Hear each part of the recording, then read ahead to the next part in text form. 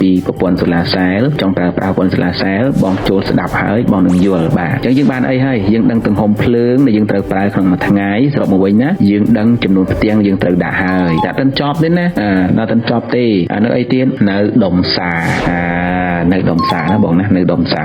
សរុបមកវិញនៅដុំសាហ្នឹងចប់ពីដុំសាយើងគូរើសមិនអាហ្នឹងស៊ូខ្លួនឯងបងមានសមត្ថភាពមានដើមទុនប៉ុណ្ណាបាទដុំសាហ្នឹងមានច្រើនតម្លៃច្រើនប្រភេទណាបងណាបាទខ្ញុំបញ្យល់ពីខាងដើមអស់ហើយណាបាទសម្រាប់បងប្អូនដែលមិនទាន់បានយល់ពីដុំសាបងឯងអាចចូលទៅមើលក្នុងវីដេអូថយក្រោយបងណាមើលខាងលើជាអក្សរ I បងណានៅជ្រុងខាងស្ដាំនឹង EP ទី5បងណានេះតែលោតអក្សរ I ខាងលើហ្នឹងបងបញ្យល់ឲ្យដុំសាហ្នឹងបងមិនថយក្រោយទេណាសួរបងឯងថាបងឯងមានកម្រិតណាបើបងឯងខ្ញុំអត់សូវមានដើមទុនខ្ញុំទិញផ្ទាំងទិញឲ្យអស់ហើយអញ្ចឹងធ្វើម៉េចយើងទិញអាធម្មតាទៅ PWM នៅក្នុងរូបអញ្ចឹងយើងដាក់ PWM តាមរូបទេណារូបបងអូនវាទំហំផ្ទាំងវា450វ៉ាត់មិនអញ្ចឹងបងទៅដាក់មកផ្ទាំងមិញពីខាងដើមហ្នឹងយើងទៅដាក់5ផ្ទាំងមិនអញ្ចឹងបាទយើងទៅដាក់5ផ្ទាំងហើយ5ផ្ទាំងហ្នឹងតែយើងគូរើសដុំសាទំហំប៉ុណ្ណា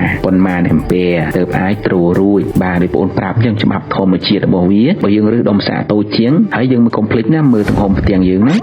450វ៉ាត់ហ្នឹងគូបគ្នាដល់ទៅ5ផ្ទាំងហើយកម្លាំងអាំពែវាក្នុងផ្ទាំងប្រហែលដែលវារត់ហ្នឹងបងគុណហ្នឹងឃើញបានបងឲ្យមើលហ្នឹងផ្លាករបស់ផ្ទាំងឃើញបានបាទ 10.98 10.98 យើងគូបគ្នា5ផ្ទាំងយកទៅគុណ5មកអញ្ចឹងមានថាវារត់